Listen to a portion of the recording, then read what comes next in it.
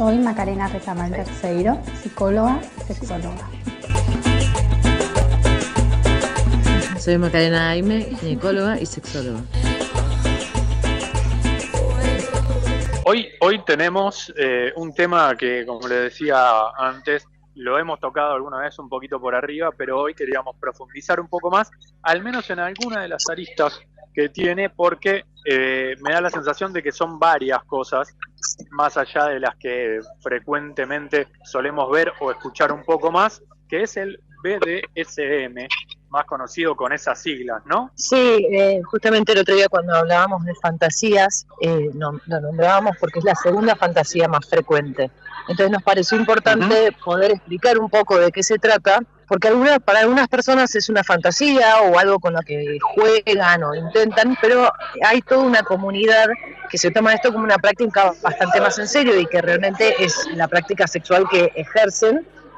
Entonces nos parecía importante explicar un poco de qué se trataba, porque durante mucho tiempo se quedó englobado como un fetiche, como algo un poco patológico, y la verdad es que con el tiempo y con el estudio y con lo que se fue viendo de lo frecuente que es muy frecuente, ya se empezó a tomar como una práctica sexual, no convencional tal vez, pero no es ni patológica ni mucho menos. Entonces nos parecía importante poder hablar del tema para que la gente que sienta curiosidad también se pueda acercar y se dé cuenta que hay una comunidad muy grande que ejerce este tipo de prácticas y que lo disfruta, y nada, como poder visualizarlo un poco y normalizarlo.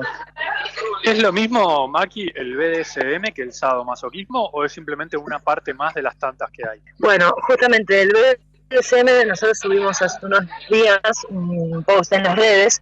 La sigla BDSM engloba en sí mismo 3 siglas, ¿no? El bondage, disciplina, dominación, sumisión y sadomasoquismo. O sea que eran 3 distintas prácticas o 3 distintos grupos que compartían muchas cosas, entonces se terminaron englobando en todo esto, en el BDSM, pero que tiene ciertas diferencias. O sea, el bondage habla más sobre ataduras, sobre restricción, sobre roles de poder. La dominación y sumisión es, en general, uno toma un rol de dominación y el otro de sumisión, y entonces como que cada uno tiene sus aristas. Como bien decías, es un tema muy amplio, pero bueno, la idea era justamente visibilizar que esto es algo súper frecuente. Lo que he visto mucho, tanto en las redes de ustedes como en otras muchas de sex shop, que he visto también que se empieza a visibilizar un poco más, no sé si tendrá que ver también con el auge de, justamente la otra vez lo hablábamos en otra columna, del otaku y de todo lo que tiene que ver con las cosas nuevas que vamos aprendiendo a poquito también desde Oriente. Es una de estas cosas que vos mencionabas recién, y en lo que tiene que ver con el tema de ataduras y sogas. Sí, ahora eso se está como profesionalizando y haciendo cursos y un montón de cosas, pero la verdad es que la práctica BDSM tiene muchísimos años y tiene mucha historia, es muy amplio, con el conocimiento de las redes sociales y de internet. Sí se pudo empezar a armar una comunidad, pero era una práctica que venía de hacía mucho tiempo. Lo que está pasando ahora es que se está visibilizando, como todas las cosas, como muchas cosas que hemos ido hablando en distintos encuentros. Es algo que se pedía siempre, pero que ahora se empieza a visibilizar, a darle como un formato, a armarse comunidades. Se juntan personas de distintos lugares. Antes, una persona que tal vez fantaseaba con esto no tenía cómo practicarlo, no tenía cómo encontrarse con otra persona que también le gustara esto. No es fácil conocer a una persona y, si esto es lo que te gusta, en un primer encuentro sexual o en un segundo encuentro sexual, poder decir que me excita que me aten, me excita que me peguen o distintas cosas. Es más difícil decirlo en un encuentro casual que si uno en las redes o en internet se va empezando a juntar con personas que ya sabemos que practican lo mismo. Claro, me da la sensación que de la nada debe ser un poco complicado, un poco fuerte atar y quemar con vela a una persona que recién conoces, ¿no? Exacto. Vos sabés que en esto que decías vos del tema de profesionalizar, me llamó la atención justamente el tema de nudos, porque vi un nivel de nudos que creo que ni los Boy Scouts ni el ejército los deben hacer. Sí, están llegando a un buen nivel. Maca, ¿cómo se maneja todo esto? Justo ahí nos contaba Maki del tema de por ahí arrancar los primeros encuentros. ¿Cómo se maneja esto en esas primeras situaciones y cómo afecta también desde el lado psicológico, tanto desde la persona por ahí que ya está metida y le da miedo, le da vergüenza proponérselo a alguien, como la persona que por ahí lo recibe la primera vez, se lo ofrecen como primera vez? Bueno, me parece algo muy importante reconocer que esto se trata de una comunidad, ¿sí? Si no son prácticas aisladas ni prácticas perversas, ¿no? Hay como un mito en relación a este tipo de prácticas en donde se cree que las personas que las realizan son personas perversas, y justamente eso es algo a desmitificar, que justamente las personas que están dentro de la comunidad o que quieren empezar a incursionar en BDSM son personas que suelen tener mayor conciencia de sus deseos, de su cuerpo y de sus necesidades. Sí, entonces hablamos de una comunidad que tiene reglas. Las reglas en el BDSM son el pilar fundamental para realizar este tipo de prácticas, porque como sabemos son prácticas que conllevan un riesgo o que podrían conllevarlo. Entonces, sin estas reglas no se puede llevar a cabo de forma segura, ¿no?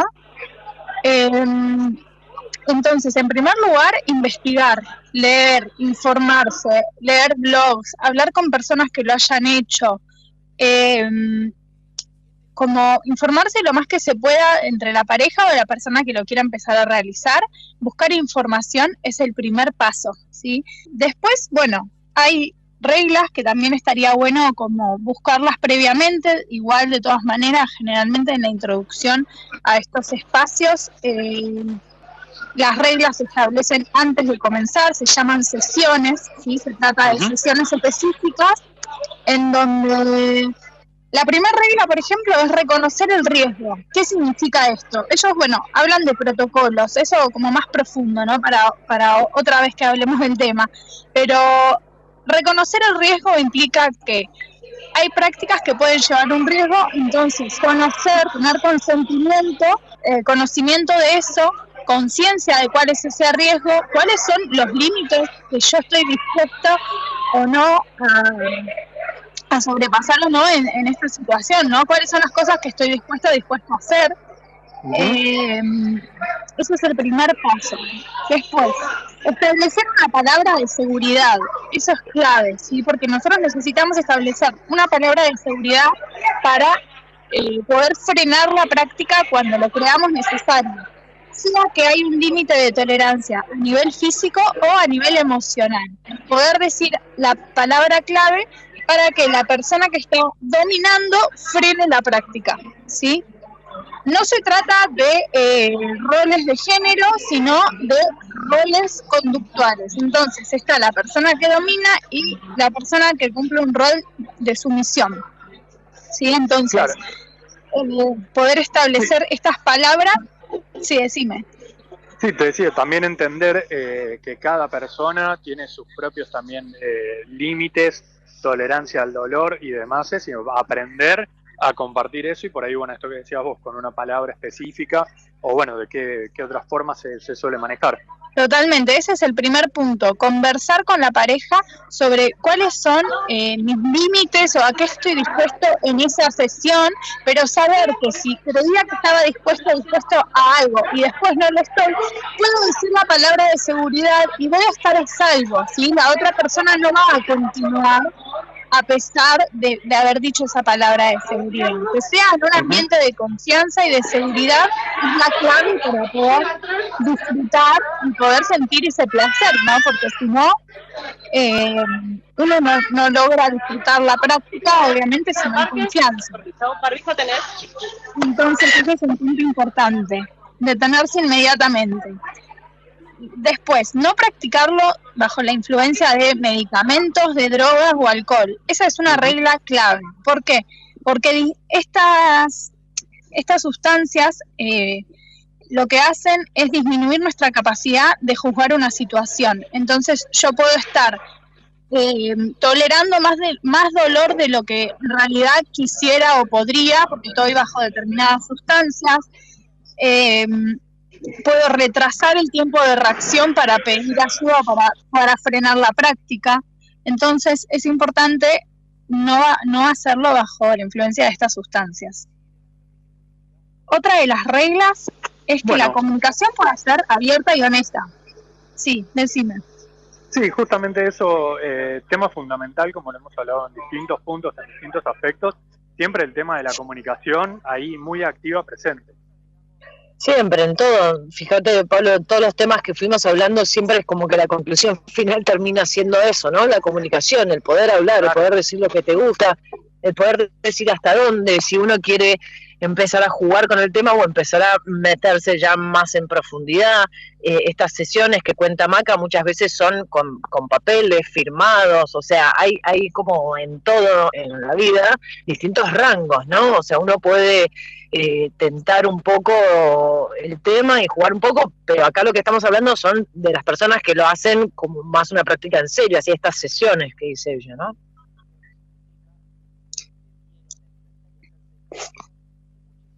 Totalmente, y comunicar de las dos partes o de las partes involucradas, ¿no? Tanto quien cumple un rol de sumisión en poder comunicar cuáles son los límites, cuáles son las necesidades, cuáles son las emociones. Es una práctica en donde es muy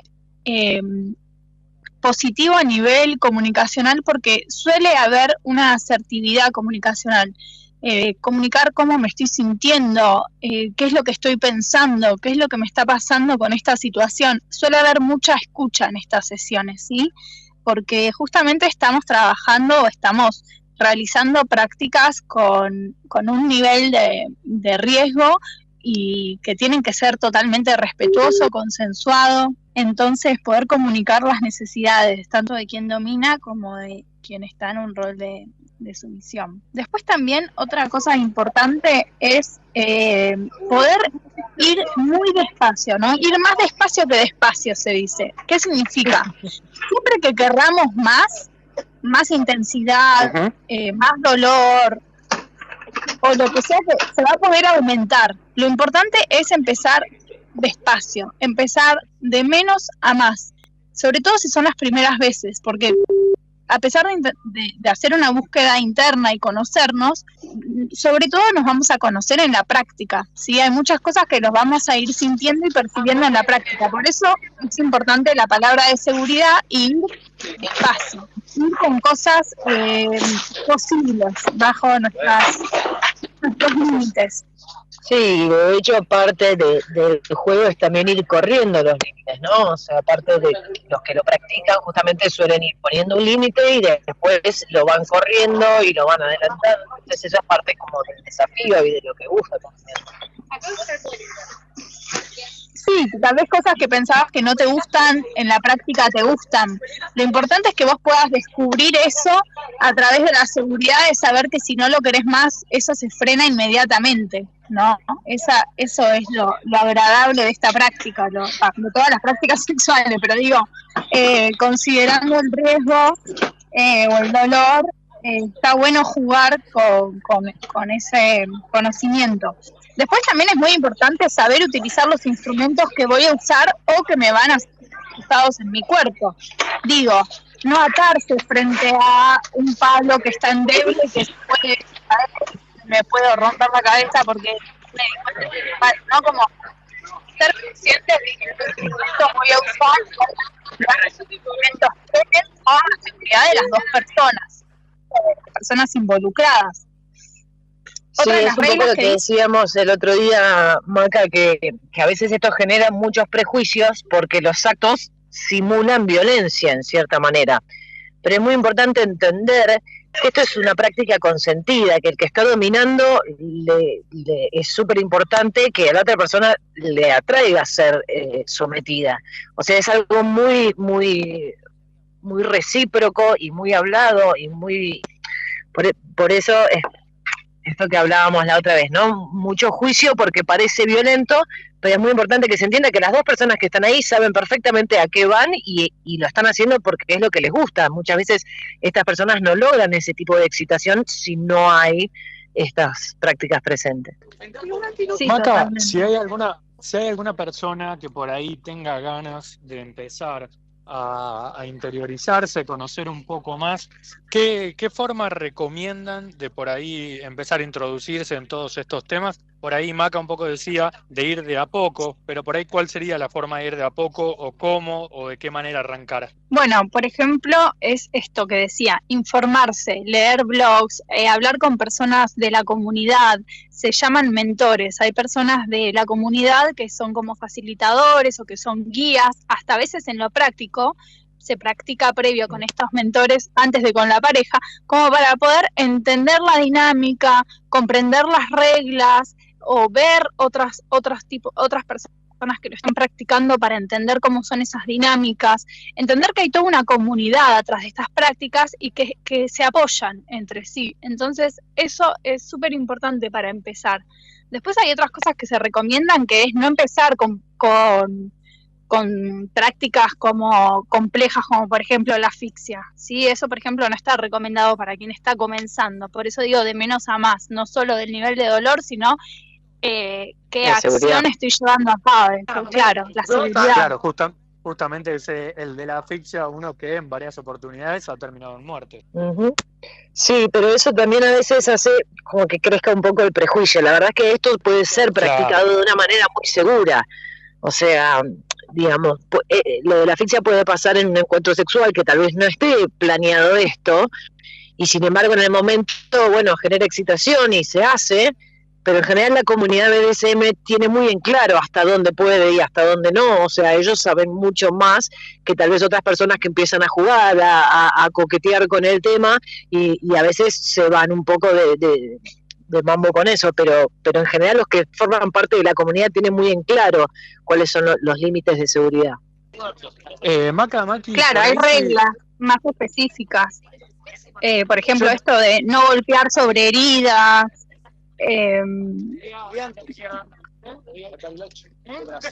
Maca, te decía, estaba pensando por ahí en los que no están tan metidos en el tema o por ahí no tienen acceso a alguien que sepa y que los pueda guiar. No sé, ahora nos está escuchando una pareja en la casa o nos está escuchando una de las dos personas de la pareja que quiere empezar a entrar en estos juegos. ¿Dónde se recomienda entrar?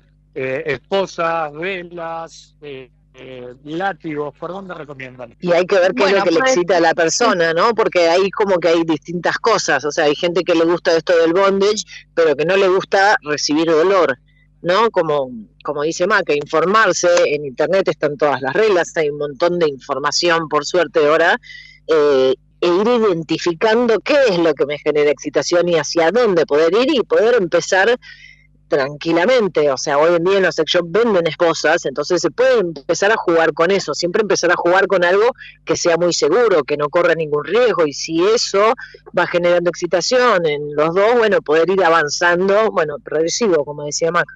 Hay algo que se llama también privación sensorial, por ejemplo, que me parece que está bueno como para comenzar, que es impedir, por ejemplo, que la parte sumisa haga uso de alguno de sus sentidos. No sé, puede ser vendarse los ojos, taparse la nariz, no sé, como privar alguno de los sentidos como para ir descubriendo otras partes, ¿no? Y conocer otras sensaciones del cuerpo privando algunos sentidos. Esa puede ser una forma de comenzar, pero si es necesario charlar, investigar, reconocernos en qué nos sentiríamos más cómodos o más cómodas, ir redescubriendo la práctica, no ir de golpe a algo que no conozco. Bueno, yo he visto que en las redes de ustedes hay bastante información sobre el tema para quienes quieran chusmear, ver un poquito. Si alguien quiere hacerlo, ¿cómo las puede encontrar en redes sociales? Pablo, discúlpame, quería decir una última regla que me parece muy importante, que Dale, está sí, bueno sí, que está bueno mencionarla también para aquellas personas que están empezando, porque tiene que ver también con todo lo que hablamos en los programas anteriores, que es el respeto, el cuidado de la otra persona, más allá de que sea un vínculo casual o no. Y una de las reglas es los cuidados posteriores a la práctica. Cualquiera sea la práctica que estemos realizando, es tratar a tu pareja física y emocionalmente, ¿no? Esa es la regla. ¿Qué significa? La persona que ha sido sumisa, que cumplió ese rol, probablemente tenga otras necesidades, ¿no? Puede ser acariciarse, calmarse, darse calor, hasta puede ser un chocolate, un mimo, ¿no? Como esa persona se quedó en una posición de cierta vulnerabilidad, obviamente que elegida y consensuada, pero no deja de ser una posición de vulnerabilidad. Entonces, esta regla a mí me parece hermosa y que engloba un poco toda la práctica que la cierra desde un lugar afectivo, y es como darle atención física y emocional a la persona que cumplió el rol de sumisión, ¿no? Bueno, fundamental además porque no solo nos lo está diciendo nuestra sexóloga, sino que nuestra sexóloga que además es psicóloga, así que para tenerlo muy en cuenta porque sabe de lo que está hablando ambas dos, así que a tener en cuenta todas estas recomendaciones si van a ingresar en este mundo, y si tienen alguna duda, tienen alguna consulta, también se la pueden hacer llegar de manera privada, si por ahí les da vergüenza o les da cosita hacerlo a través de la radio, lo pueden hacer en el Instagram, que mejor decirlos vos, Maca, perdón. Bueno, tenemos sexología.bariloche y psicoparatodes con X.